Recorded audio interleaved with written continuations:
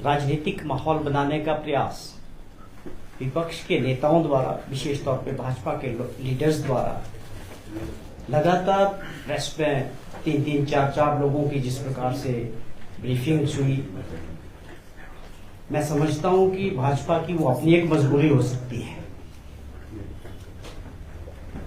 किसी मुद्दे को जिस प्रकार से जयराम ठाकुर जी का, अनुराग ठाकुर जी का और हेल्थ मिनिस्टर नड्डा साहब का, रणधीर शर्मा या आप समझें के अध्यक्ष बिंदल साहब, एक दिन में 5-5 लोग संख्या के लिए ये लोग प्रदेश की गलत बयानबाजी करके बिना फैक्ट्स के और गलत जानकारी के जरिए या जानबूझकर प्रदेश के लोगों को भ्रमित करने का जो काम विपक्ष के नेता कर रहे हैं, मैं समझता हूं उनको इस पर गंभीरता से एक बार फिर से विचार करने की जरूरत है, क्योंकि ये प्रदेश सभी का है। आप विपक्ष में हो, आप सत्ता पक्ष में हो, तो ये हम सब की जिम्मेवारी है कि हमारे प्रदेश की जो इमेज दूसरे राज्यों में चुनाव की वजह से प्रदेश का जो भाजपा है उनका एजेंडा बदल जाता है और वो बिना मतलब छोटी छोटी बातों को तुल दे के राष्ट्रीय स्तर पे मीडिया के जरिए ऐसा एक इमेज बनाने का प्रयास करते हैं कि हिमाचल प्रदेश में सब कुछ खत्म हो चुका है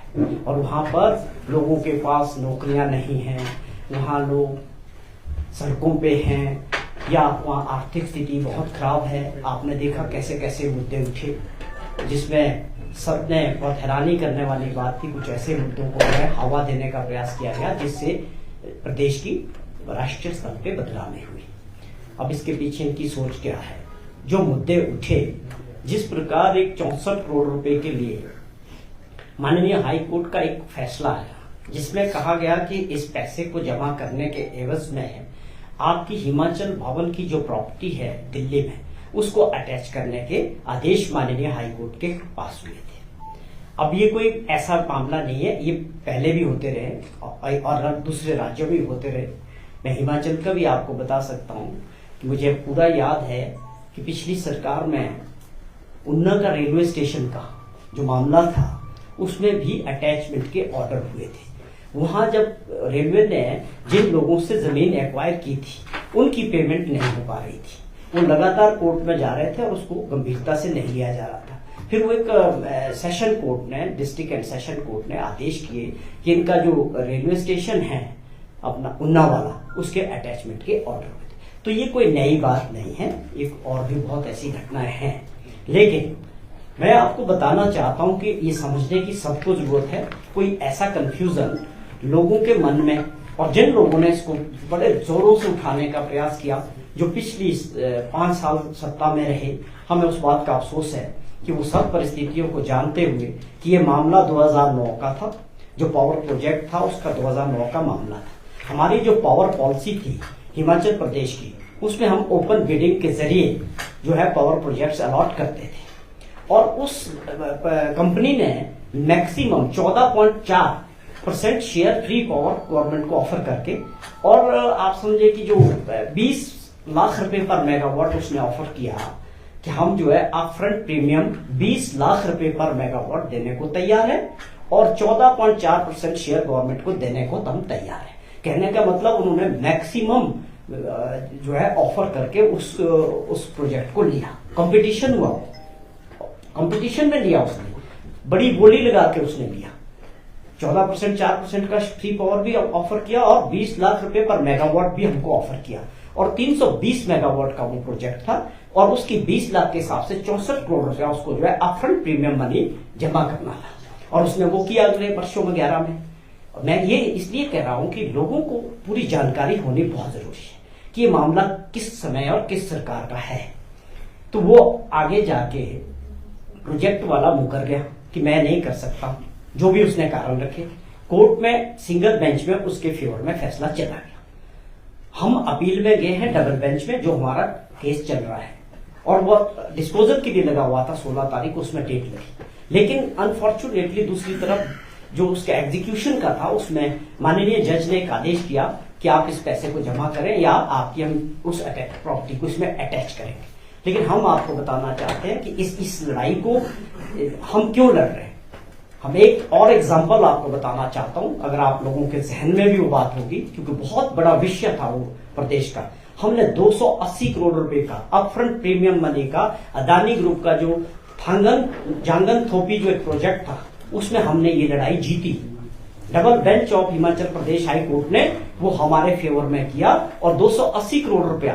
दुर्भाग्यपूर्ण आप देखिए, जयराम जी से मेरा ये प्रश्न है कि आपकी कैबिनेट ने ये पास किया था कि हमको ये 280 करोड़ रुपया जो है उन प्रोजेक्ट वालों को वापस देना है, कैबिनेट में पास करा दिया। आपने कभी सोचा कि हम प्रदेश हित की लड़ाई लड़े? क्यों देने थे वो पैसे? उसके लिए लड़ाई लड़ने की आवश्यकता थी, लेकिन आपने कभी उस पर ध्यान नहीं दिया। हमारी सरकार ने उसको चैलेंज किया, double bench of high court Himachal Pradesh ने और स्टेट हित में वो फैसला दिया। वो एक बहुत बड़ी अचीवमेंट थी हमारी सरकार की। क्यों थी? क्योंकि हम प्रदेश के हित को, प्रदेश के लोगों के हित को जयराम जी की सोच की तरह, ये नहीं कि आज भी कहते कहते 64 करोड़ रुपए दे देने थे। भाई 64 करोड़ रुपया क्यों देंगे? लीगल बैटल है, हम लड़ाई लड़ रहे हैं और हम पहले इसी तरह का केस जीत चुके हैं और आपकी सलाह है कि हम 64 करोड़ रुपया उस कंपनी को दे दें। जयराम जी को इस चीज का जवाब देना चाहिए कि क्या आपके टाइम में वो प्रोजेक्ट था या नहीं था और आपकी कैबिनेट में क्या फैसला हुआ था। मेरे ये प्रश्न है, आप लोग जरूर पूछें उनसे कि ये हित है आपका प्रदेश के लोगों के प्रति और प्रदेश के। आप दूसरी बात, जिसने भी ये प्रोजेक्ट लिया उन्होंने क्या किया कि नहीं लगाया? हम कहते हैं जो हमारे फेवर में गया पिछली बार भी, हमारा लॉजिक है स्टेट गवर्नमेंट का कि भाई साहब इसने, हमने थोड़ी बोला, टेंडर तो इसने भरा। अगर ये ना लेते, कोई दूसरा आदमी उसको लेता और उस प्रोजेक्ट को कंप्लीट करता, हमारी 14% शेयर और वगैरह वगैरह करके हमको तो कम से कम 1000 करोड़ रुपया का रेवेन्यू एक्स्ट्रा आना था। हमारा लॉजिक ये है कि आपने तो धोखे में रखा हमारा, और आज आप फ्रंट प्रीमियम भी वापस मांग रहे हैं जो एज पर सिक्योरिटी समझे आप ऐसे थोड़ी कि आगे और 4 साल उधर हमने नहीं लगाना चाहिए। अगर कोई दूसरा पार्टी उसको लेता और वो लगा देता तो हमारा कितना बड़ा लॉस हुआ। ये हमारा जो है इस तरह का मामला हाईकोर्ट में चल रहा है। ये बहुत दुर्भाग्यपूर्ण है कि जो मुख्यमंत्री रहे उनको इन बात का ज्ञान होने के बावजूद वो कहते हैं कि हमको 64 करोड़ रुपया जमा कर देना चाहिए, लेकिन वो लीगल बैटल है। अगर उसमें जरूरत भी पड़ेगी, हमारा ऑलरेडी केस चल रहा है, तो उसको जमा करने पे भी सरकार उस पर गौर कर रही है।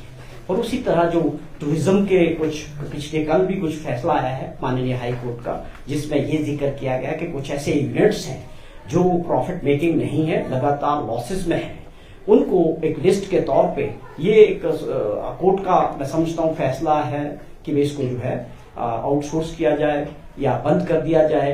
तो इस पे गवर्नमेंट जो है गौर कर रही है उस फैसले को भी। और आप समझते हैं, आप सभी के जहन में ये बात है कि हमने ऑलरेडी एक IAS retired additional chief secretary rank के ऑफिसर को एक कमेटी बनाई है जो उस पे काम कर रहे हैं कि अपनी रिपोर्ट जल्दी सौंपेंगे कि हिमाचल टूरिज्म कॉर्पोरेशन के जो ये यूनिट्स हैं इनको किस तरह से इसमें फैसले लेने की आवश्यकता है या कुछ को आउटसोर्स होगा।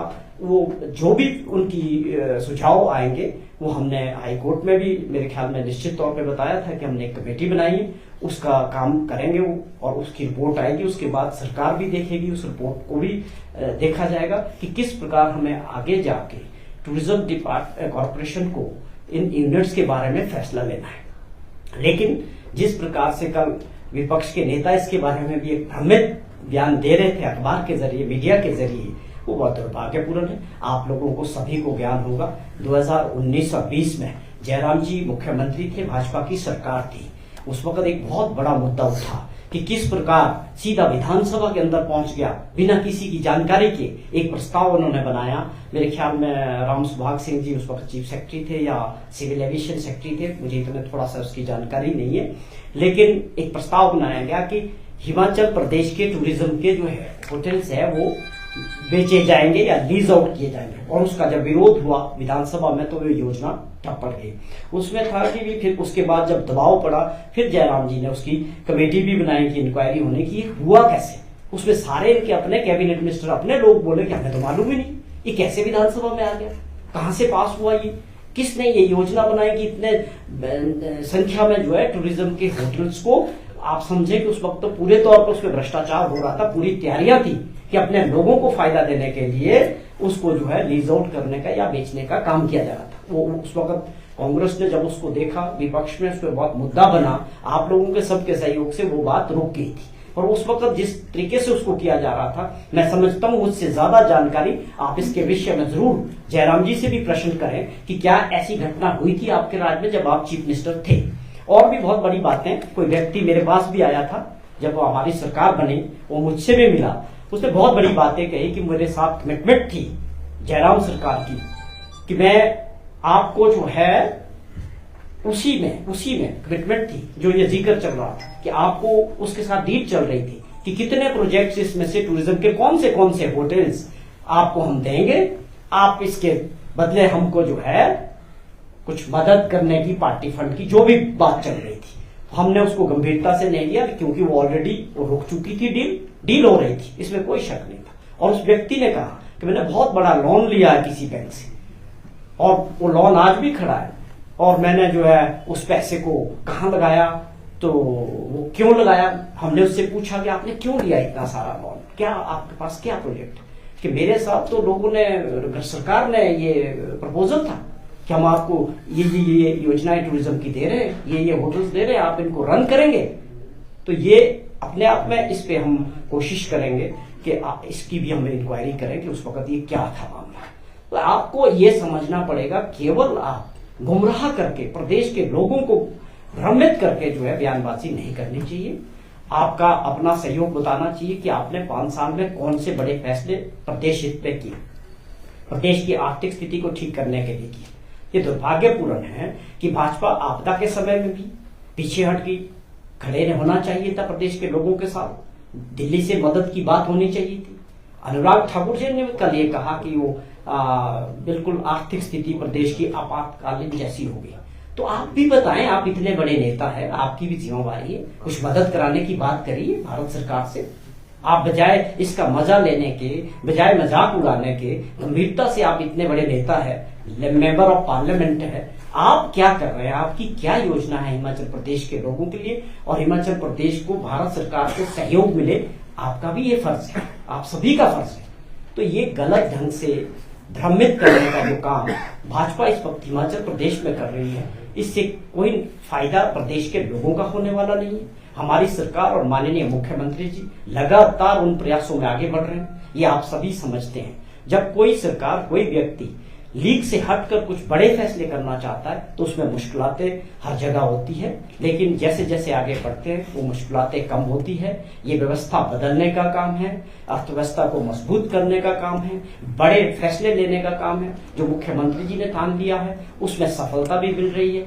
आज हमारी आर्थिक स्थिति जो 1 वर्ष पहले थी उसमें बहुत सुधार भी हुआ है और हम विकास की दृष्टि से भी आगे बढ़ेंगे जैसे जैसे हमारा ये प्रोग्राम आगे बढ़ रहा है। बहुत सारे ऐसे क्षेत्र हैं जिसमें हमारी सरकार ने और काम किया है, चाहे वो गारंटियों की बात करें, चाहे कुछ ऐसे फैसले हैं जो हमने, जो आप समझे कि उन बच्चों के लिए किए हैं जो देश के अंदर कहीं नहीं ऐसे कानून कि आज वो बच्चे चिल्ड्रन ऑफ द स्टेट, कि आप ये समझें कि वो बच्चे राज्यों के बच्चे हैं, उनका रहना, खाना, पीना, उनका एजुकेशन हमारी सरकार उठाएगी। अब उसके बाद जिस प्रकार जो विडोज के बच्चे हैं उनको पढ़ाने का सारा खर्चा हमारी सरकार उठाएगी। या दूध में MSP देने वाली पहली ऐसी सरकार है देश के अंदर जिसने दूध को मिनिमम सपोर्ट प्राइस में लाया। और इतना ये बड़े फैसले में इसलिए गिन रहा हूं, और बहुत सारे फैसले हुए इन 2 सालों में, कि भाई ये ऐसे फैसले हैं जो कहीं भी आपको देश के अंदर नहीं मिलेंगे। तो ये हमारा एक इनसे भी सवाल है कि क्या जो मैंने बातें कही, क्या ये विपक्ष के नेताओं को गलत लगते, कि हम उन बच्चों के लिए काम कर रहे हैं, क्या इनको इसको वो डिनाई कर सकते हैं कि हम काम नहीं कर रहे हैं? क्या ये डिनाई कर सकते हैं कि हमने कानून नहीं बनाया उनके लिए? तो आप कुछ तो बात करें विपक्ष के नेता, किस बात के लिए जाके हरियाणा में, महाराष्ट्र में जाके अपने प्रदेश की बदनामी करते हैं। चुनाव दूसरे राज्यों का होता है और बदनामी हिमाचल प्रदेश की करते हैं। तो मेरी इनसे यही दरखास्त है कि जहां प्रदेश हित में विपक्ष का होने का मतलब है कि आपको भी अच्छे सुझाव देने चाहिए, सरकार के अच्छे कामों को आगे बढ़ाने में मदद करनी चाहिए। ये ठीक है कि प्रदेश की आर्थिक स्थिति में सुधार हो रहा है, आप इतने वेलविशर हैं तो मिलके जो है हमारी सरकार भी चलने को साथ है, भारत सरकार से स्पेशल पैकेज दिलाने की बात करें। जयराम जी के साथ चलना है, अनुराग जी को साथ चलना है, जिसके साथ चलना हम तैयार हैं। स्पेशल पैकेज दिला दें। अगर आप इतने बड़े हमदर्द हैं, आप प्रदेश का हित चाहते हैं, तो आप बात करिए इस विषय पे। आप मेंबर ऑफ पार्लियामेंट चारों जो है हिमाचल प्रदेश से भाजपा के, आपकी क्या जिम्मेवारी? केवल सरकार को क्रिटिसिज्म करना? आप अपनी योजनाएं बताओ। जहां आप पॉजिटिव होंगे, प्रदेश हित में होंगे, हमारी सरकार आपके हर सुझाव को मानने के लिए तैयार है। क्या आपने ये जो इंक्वायरी की बात की आपने कि ये पार्टी फंड के लिए जो है वो मैंने ये कहा कि इस चीज को पूरी कोशिश करेंगे कि जो उस वक्त परिस्थितियां थी कि टूरिज्म के कुछ प्रोजेक्ट्स को लेके कि जो हमारे टूरिज्म डेवलपमेंट कॉर्पोरेशन के थे, वो एक ऐसा प्रपोजल जयराम जी के टाइम में बना था कि इनको प्राइवेट के साथ हमने आगे लीज आउट करना या चलाने के देने। बाद में वो रुक गया जब उसका विरोध हुआ। उसको हम दोबारा से देखेंगे कि उसमें क्या था, उसके पीछे क्या स्टोरी थी।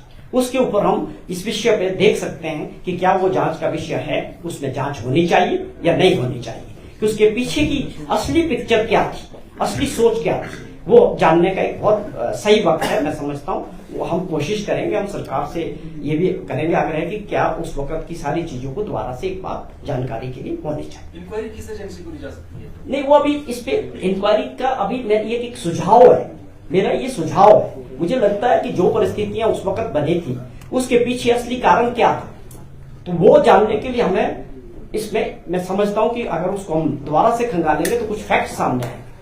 क्या अब हिमाचल सरकार वर्तमान में आपकी है, क्या लैरिन 18 होटल को लीज पे देगी सरकार, आउटसोर्स करेगी, क्या करने वाली है? क्योंकि बीजेपी भी कह रही है कि शायद मित्रों को दे रहे हैं। देखो, एक चीज आपको समझनी पड़ेगी, जो ये परिस्थितियां ये 2 सालों में नहीं बनी, ये आप सब समझते हैं। इसके लिए पिछली सरकारें जिम्मेवार है। टूरिज्म कॉर्पोरेशन के होटल्स लॉस में जा रहे हैं तो ये 2 सालों से नहीं आई ये परिस्थितियां। ये बड़ा ईमानदारी के साथ मैं आपसे कह रहा हूं। लेकिन दूसरे लोग इसका मजा ले रहे हैं, जो खुद इसके जिम्मेवार रहे, आज वो मजा ले रहे हैं। ये हम जिम्मेवारी के साथ, इस सरकार इसको पूरी गंभीरता के साथ इस फैसले के ऊपर करेगी कि माननीय हाई कोर्ट का फैसला क्या है, उस जो हमने IAS ऑफिसर की कमेटी बनाई है उनके क्या सुझाव है, हमको प्रदेश हित में, टूरिज्म डेवलपमेंट कॉर्पोरेशन के हित में, सरकारी कर्मचारियों के हित को, सारी बातों को ध्यान देके सरकार इसमें फैसला करेगी। सरकार मेन जनता, क्योंकि चुनी हुई सरकार को यह अधिकार दिया आप लोगों ने कि ऐसे फैसले करने का। ये भी जांच करेगी कि ऑक्यूपेंसी इतनी प्राइम लोकेशंस के होटल में इतनी कम क्यों है, इसकी क्या जांच करेगी सरकार की, ऐसी क्या वजह रही? देखिए, टूरिज्म इस वक्त आज की अगर मैं बात करूं तो आज टूरिज्म पिछले कुछ दिनों से काफी कमजोर है। लेकिन ये मसला आज का नहीं है, ये मसला 2 सालों का नहीं है। अगर ये लगातार लॉसेस में चल रहे तो पिछले 5-7 सालों से है। उसके लिए पिछली सरकार ने गंभीरता से विचार किया या नहीं किया, यही मेरा पॉइंट था कि इसमें कुछ चीजें हमको पीछे से लेकर देखनी चाहिए। उनके क्या प्रयास रहे, पिछली सरकारों ने क्या प्रयास किए इसको इम्प्रूव करने के। हमने फिर कमेटी बनाई है, कमेटी का सुझाव आने दो, सरकार गंभीरता से करेगी कि इसमें से कौन से हमको चलाने हैं या किसको लीज आउट करके हैं, या लगातार ये लॉसेस में जा रहे हैं। तो ऐसा भी नहीं होना चाहिए कि भाई हम टूरिज्म के होटल चलाने के लिए लोगों पे बोझ बन जाए। आखिरकार तो जनता का पैसा है, तो वो भी एक विषय है। और इसमें बहुत सारी चीजें हैं, मैं समझता हूँ थोड़ा समय लगेगा, बड़ी अच्छे से इसका फैसला होगा कि क्या फैसला होना चाहिए। और जो भी कमेटी की होगी या सरकार के और भी एक्सपर्ट्स की बात करेंगे तो उसको लेके आगे जाके फैसला करेंगे। जानकारी ये निकल कर आई है कि इन होटलों को लेकर जो रिपोर्ट निगम के अधिकारियों ने दी है उसमें बड़ा झोल है और गड़बड़ झाला है। हकीकत कुछ और है और जानबूझकर उन्हें घाटे में दर्शाया गया है। और इसके पीछे की मंशा ये है कि कॉर्पोरेट्स इस तरह की चीजों को अंजाम दे रहे हैं। क्या उन अधिकारियों पर कार्रवाई करेगी सरकार? देखिए, 2 चीजें हैं। अगर तो ये चीज एस्टेब्लिश हो जाती है जो आपने जिक्र किया, अब ये सारी चीजें जांच का विषय होगी और इस पे सब पे काम होगा। ऐसा आप हाइड नहीं कर सकते फैक्ट्स को, फैक्ट सब सामने आएंगे। किस होटल का क्या बिजनेस रहा, ऑक्यूपेंसी क्या रही, कब से लॉस में है, क्यों लॉस में है, कितना वहाँ स्टाफ है, सैलरीज पे कितना खर्चा हो रहा है, मेंटेनेंस पे कितना खर्चा हो रहा है। ये सारी चीजें जब विषय इस लेवल पे आ गया है, आपकी बात मैंने ये समझी कि जब हमने कोई कमेटी बना दी है उसमें ये सारी चीजें वो अध्ययन करेंगे। उसके बाद हर यूनिट्स के लिए अपनी प्रपोजल को आगे भेजेंगे कि ये क्यों है, ये कितने लॉस में है। तो ये जो मसले हैं जो आपने जिक्र किया, वो ये भी उसका जांच का पूरा जो कमेटी बनी है, मुझे लगता है सारे मामले उस कमेटी के सामने उठे। भाजपा के राष्ट्रीय अध्यक्ष ने भी सरकार को लेकर कल बयान दिया है कि सरकार में ठीक नहीं है, स्थिति ठीक नहीं है हिमाचल प्रदेश में। आप क्या कहना चाहते हैं? देखिए, लगातार जब से प्रदेश के लोगों ने, जनता ने कांग्रेस की सरकार हिमाचल प्रदेश में बनी है, उसी वक्त से कुछ लोग इसको कमजोर करने में लगे हैं। वो आप लोग भी देख रहे हैं और परिणाम स्वरूप हिमाचल प्रदेश में पहली बार ऐसा हुआ कि बाई इलेक्शन करने पड़े, एक पार्टी से लोगों को उठा के दूसरी पार्टी में चले गए और डिस्क्वालिफिकेशन हुई विधायकों की और उनके द्वारा चुनाव हुए। उसके बाद भी लोगों ने जो आशीर्वाद दिया कांग्रेस सरकार को कि आप 5 साल के लिए काम करें, तो ये जो मॉडल है इस वक्त देश के अंदर, जो भाजपा की सरकारें नहीं हैं उनको अस्थिर करने का लगातार प्रयास हिमाचल प्रदेश में भी हो रहा है। वो किसी से छुपा नहीं है और बार बार हो रहा है। उसमें कई लोग अपने महत्वाकांक्षा के लिए, हमारी पार्टी के कुछ विधायक भी थे जो मंत्री बनना चाहते थे, उनकी भी महत्वाकांक्षा थी।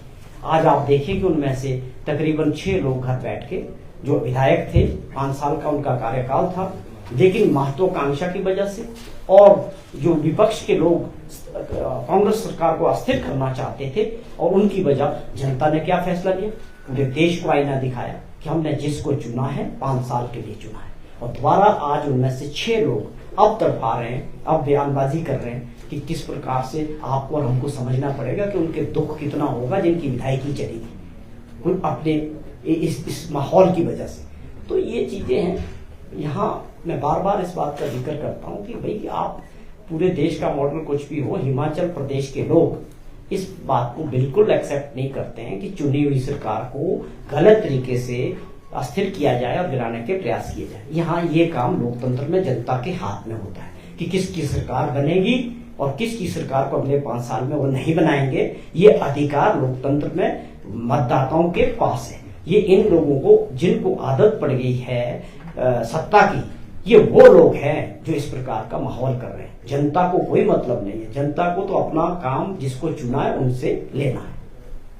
2 दिन पहले ईडी की कार्रवाई हुई है, 2 लोगों को गिरफ्तार किया गया है इलीगल माइनिंग के लिए। उसके बाद से बीजेपी लगातार कह रही कि सरकार का संरक्षण था इन लोगों को जिनकी गिरफ्तारी हुई है। एक वीडियो भी जारी किया है मुख्यमंत्री का जिसमें वो गाड़ी में बैठे हुए। देखिए, ये लगातार उसी कड़ी में है कि ये कोई हिमाचल का मॉडल नहीं है। ईडी, सीबीआई, इनकम टैक्स ये पुराना मॉडल है भाजपा का। जहां भी गैर भाजपा सरकारें रही देश में, कितनी सरकारें गिरी पिछले 10 में, वो प्रयास करते रहते हैं। ये उसी कड़ी में एक प्रयास है। जो अरेस्ट हुए वो आपने रेट 3 महीने पहले पढ़ ली है। वो एक व्यवसायी की रेट है, वो जाने, उसका काम जाने और ईडी जाने, उससे सरकार का कोई लेना देना नहीं है। दूसरी बात, विपक्ष फिर से वही काम कर रहा है। अब कुछ लोग ऐसे हैं जो विधायक थे, उनकी विधायकी चली गई, वो बहुत उनका अंदर तो शौक लगा हुआ है। वो तो चाहेंगे कि जल्दी गिर जाए ये सरकार, दोबारा चुनाव हो। ऐसे लोग इकट्ठे होके सरकार को कमजोर करने का काम कर रहे हैं। अब मुझे लगता है कि जनता देखती है कि कौन सा नेता कन्वीनर है, कौन सा नेता जनहित की बात करता है और प्रदेश हित की बात करता है। हिमाचल प्रदेश में ऐसे लोगों के लिए ज्यादा स्थान नहीं है। एजेंसीज अपना काम करेगी। सरकार की मंशा बड़ी साफ है कि हमने लोगों के लिए काम करना है और जो अर्थव्यवस्था है उसको ठीक करना है, ग्रामीण अर्थव्यवस्था को मजबूत करना है और हमारे जो मुद्दे हैं, युवा साथियों के लिए काम करना है, बागवानों के लिए काम करना है। हमारी सरकार और मुख्यमंत्री का जो ध्येय है उसमें रोड़े अटकाने का काम लोग कर रहे हैं। मैं समझता हूं ये बड़ा टेम्परेरी फेस रहेगा। जैसे जैसे हम आगे बढ़ते जा रहे हैं वो मजबूती मिलेगी। जनता ने दी थी मजबूती अभी दोबारा हमारे विधायक जिता के, लेकिन फिर भी इनके लोगों के मन में अभी भी कुछ गलत फहमियां हैं। वो इकट्ठे होकर शाम को कुछ लोग टेलीफोनिकली साजिश जो रच रहे हैं सरकार के खिलाफ, ये अब जो साजिश वाला जो काम है वो ज्यादा दिन चलने वाला नहीं। दिल्ली जा रहे हैं, क्या एंगेजमेंट्स हैं? जिस तरह से अभी होटल्स को लेकर हाईकोर्ट ने जो डिसीजन दिया है 18 इस पे मैंने पूरे विस्तृत अपनी जानकारी पूरी विस्तृत, आप शायद थोड़े नहीं, मैंने पता कर लिया, वो आपको मिल। मैं ये चाह रहा हूँ आपसे जानना कि कई बोर्ड्स कॉर्पोरेशन भी घाटे में चल रहे हैं। हाँ जी, हाँ जी। तो अगर कल को हाईकोर्ट बोलेगा इनको भी बंद कर दो, तो क्या सरकार उनको भी बंद करने की मंशा रखती है? मैं यही बात कर रहा हूँ कि ऐसा नहीं होना चाहिए। हमको चाहे चुने हुए लोग हैं, चाहे जुडिशरी है, सबको प्रदेश हित में ही काम करना है। अब वेलफेयर स्टेट है, वो तो फिर आपका प्रश्न है कि HRTC घाटे में है, फिर उसको ऐसा नहीं हो सकता। ये ठीक है कि माननीय हाई कोर्ट ने ये किस निधन में ये बात कही है, हमारा फर्ज है कि उसमें हम काम करेंगे, उसको देखेंगे क्या इसमें हो सकता है, बेटर क्या होगा। हमारा प्रयास है उसको चीजों को और ठीक करना। मैंने ये पहले भी जिक्र किया कि 1-2 सालों में नहीं हुई ये परिस्थितियां, ये बहुत सारी जगह हैं। मुझे बड़ा अफसोस होता है कि पिछला 5 साल का कार्यकाल जयराम जी का, मैं बोलना नहीं चाहता, मेरे लिए वो सम्मानित है, बड़ी विजनलेस गवर्नमेंट रही हिमाचल प्रदेश में 5 साल। कोई विजन नहीं था, सिर्फ कर्जा लेके डबल इंजन की सरकार हिमाचल प्रदेश। अभी आप देखते जाओगे कहां कहां इन्होंने हालात खराब किए हुए। हम तो उसको सुधार रहे हैं, हम उसको ठीक कर रहे हैं। ये 2 साल की लाइबिलिटीज थोड़ी है। आपने कभी भी देखना, चाहे आपका अपना घर होगा, एक बार गलत फैसला हो जाए उसके परिणाम बहुत गलत होते हैं। ये पिछले 5 वर्ष जो सरकार रही, कुछ भी इस सरकार ने कोई भी फैसला ना प्रदेश हित में, सिर्फ वो कोरोना लेके वो मिल रहा है, स्पेशल पैकेज मिला, वो मिला, अपना टाइम काट दिया। प्रदेश के लिए कोई विजन इनके पास नहीं था। सीएम साहब दिल्ली जा रहे हैं, क्या एंगेजमेंट्स रहने वाली हैं और क्या जो 11 तारीख को फंक्शन होना है उसके लिए भी न्योता देंगे? स्वाभाविक तौर पे माननीय मुख्यमंत्री जी हैं, अपने दिल्ली के 1 दिन के दौरे पे रहेंगे और अपने हमारे पार्टी के शीर्ष नेता है उनसे मुलाकात होगी। और जो हमारा 2 साल का कार्यकाल बिलासपुर में होने वाला है, 2 साल पूरा होने पे, उसको लेके भी पार्टी हाईकमांड से और हमारे लीडरशिप से बातचीत होगी। और 1 दिन के दौरे पे दिल्ली गए, ये रूटीन का भी रहता है कि मुख्यमंत्री जी को दिल्ली जाना और अपने नेताओं से मिलना या केंद्रीय नेताओं से मिलना, उसी कड़ी का एक हिस्सा है। Thank you.